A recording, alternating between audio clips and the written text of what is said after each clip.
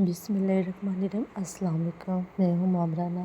Thumbnail पे आप check कर ही चुके होंगे कि सूरह रहमान के साथ हवाले से जो वाक़या है ये कोई झूठा वाक़या नहीं, ये रियल वाक़या है। तो ये है कि कोई किसी जगह पे एक काला जादू करने वाला, इस चीज़ का तो आपको पता है कि काला जादू करने वाले की ना ये दुनिया अच्छी है और ना ही आखिरत अच्छी है, करवाने वाला भी। तो पॉइंट की तरफ आते हैं। तो वो बहुत ही गंदे किस्म के काला इल्म करता था। मुझे एक्सप्लेन करने की ज़रूरत नहीं है।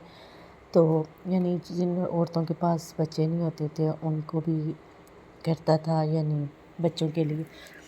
तो उन्हीं में से एक लड़की के साथ उसने उस तवीज़ की इस तरीके से की कि उसके साथ वो भाग के आके उससे शादी उसने की। तो अगर अचानक वो कहते हैं ना, हर बुराई का एक दिन अंत यानी एंड होता है, तो उसकी हालत इतनी ख़राब होगी कि उसे ना मौत आ रही थी और ना वो ठीक हो रहा था। आखिरकार वो लड़की उसकी बीवी थी, तो बीवी भी वो उसकी 3rd या 4th वाली थी। तो वो उसे हॉस्पिटल लेके गई तो उसकी कंडीशन काफ़ी ख़राब थी। तो वहाँ पे एक डॉक्टर थे। तो उस हॉस्पिटल की ये आदत थी कि वो अपने मरीज़ों के लिए, जैसे कि कुरान पाक में भी है और आप लोगों ने काफ़ी सुना होगा कि सूरह रहमान में हर चीज़ की बीमारी का इलाज है। यहाँ तक कि अगर इसको सुने तो कैंसर तक भी ठीक हो जाता है। बट यकीन की बात है वो जो हमारे में है ही नहीं।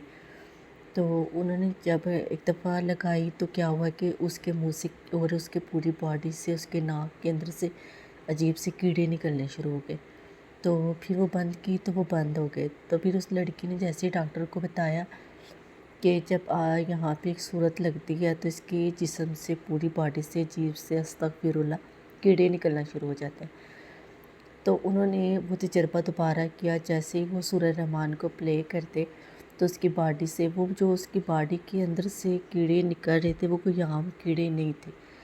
वो जो उसने लोगों के साथ बुरा किया हुआ था, जिन लोगों की ज़िंदगी तबाह की हुई थी, जो अमल करता था, उसकी वजह से उसके अंदर वो सब कुछ थे जो उसको मरने नहीं दे रहे थे। बट सूरह रहमान में वो कहते हैं ना, अल्लाह के यहाँ फिर भी बहुत ज़्यादा गुंजाइश है। तो फिर सूरह रहमान को जब प्ले करते थे तो उसके अंदर से जब वो कीड़े थे वो बहुत ज़्यादा थे। उन्होंने बॉटल में से बंद किया। आखिरकार एक दिन उसकी डेथ हुई सिर्फ सूरह रहमान की तिलावत प्ले करने से।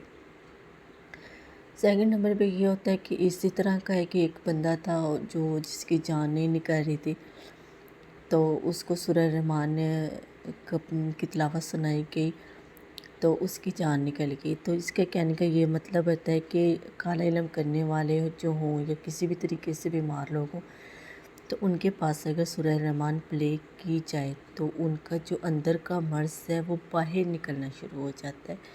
ये कोई डॉक्टर या हम लोग नहीं करते, ये अल्लाह की तरफ से होता है और उस सूरत के अंदर ही है। तो अपनी ज़िंदगियों के अंदर ज़्यादा से ज़्यादा सूरह रहमान को दिन में या रात को सोने से पहले एक दफ़ा ज़रूर प्ले किया करें।